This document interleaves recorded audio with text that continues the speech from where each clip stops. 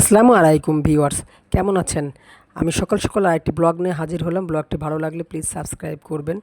যথানিয়মে ছেলে চলে গেছে কোচিংয়ে, আমি একটু বাজারে এসেছি।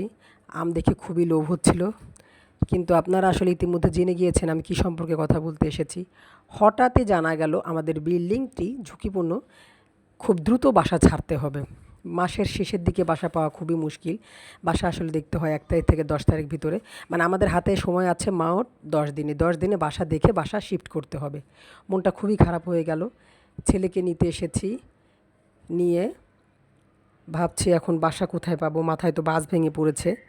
কোনো রকম যা রান্না করেছিলাম, রান্নাবান্না করে ছেলেকে এখন খাওয়াবো। খাওয়ায়ে আমাদের বিল্ডিংটি ঝুঁকিপূর্ণ, কারণ বিল্ডিংয়ে ভীষণ দোল খাচ্ছিল।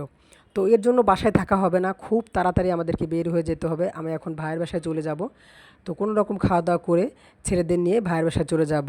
ভিডিওটি ভালো লাগলে প্লিজ সাবস্ক্রাইব করবেন এবং বাসা ছাড়ার প্রত্যেকটি পর্ব দেখতে থাকবেন। আল্লাহ হাফেজ।